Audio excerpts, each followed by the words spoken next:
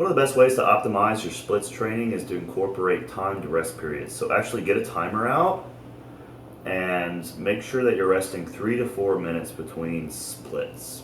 Typically, I hold my splits between half a minute to a minute and 30. And if I'm relaxing in a position that's not uncomfortable, that's not all the way down, something I can hold for a long time, I'll do that for as long as I want. But even when I do that, I'm still incorporating rest periods of about 3 to 4 minutes, because think about this logic for a second. If I get down in the splits right now, cold, and try to do them for 5 minutes, that's a 5-minute workout. So that's 5 minutes time spent in the splits. Or I could enter the splits for about a minute, really try, then rest for 4 minutes. And then I can do that for 5 sets. That's a 21-minute workout. You're going to get better results with a 21-minute workout than a 5-minute workout, because rest periods matter. Not just because you need to catch your breath, where there's some sort of metabolic supercompensation going on. It's because your nervous system and your muscular cells are having to calibrate themselves to the stretch response that you just put them through. You put them in this position, they're having to accommodate and, do something about it. They have to adjust, they have to adapt. And they do that when they're resting. That stuff happens when you get up and you start moving around.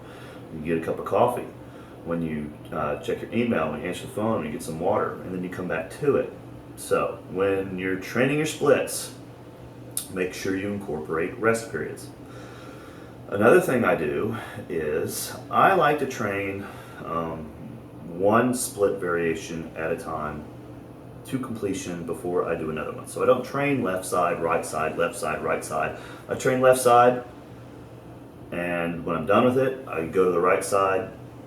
I don't usually train 3 variations, so you got both left and right front splits and side splits, so there's 3 split variations. I only like to train 2 at any one workout, because 3 is too many in my opinion. So I like to just train 2 at a time, even if it's just one side on the front and one side split.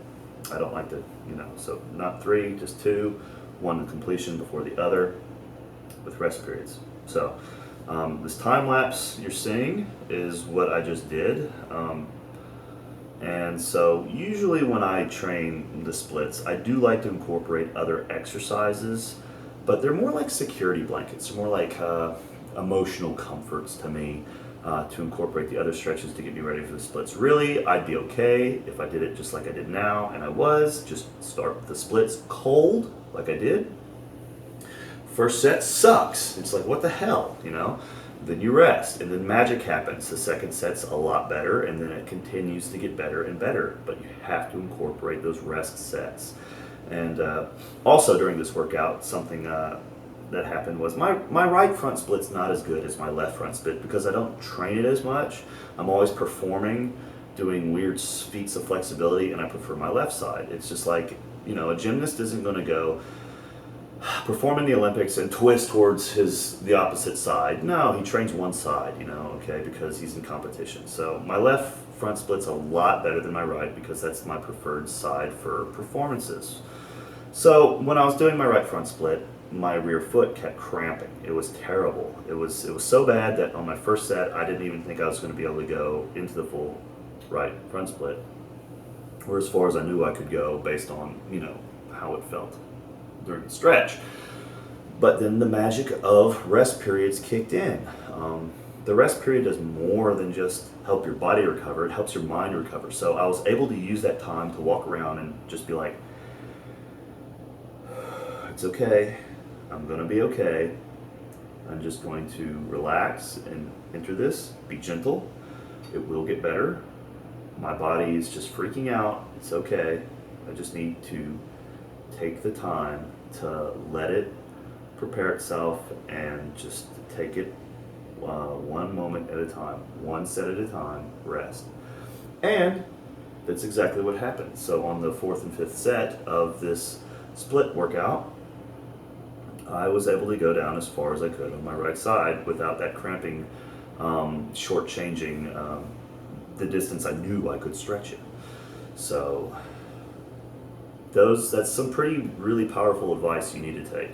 Incorporate timed rest periods. Force yourself to rest 3 to 4 minutes. If it's a minute 30 and you're ready to go again, force yourself to wait the full 3 minutes before you enter the split again.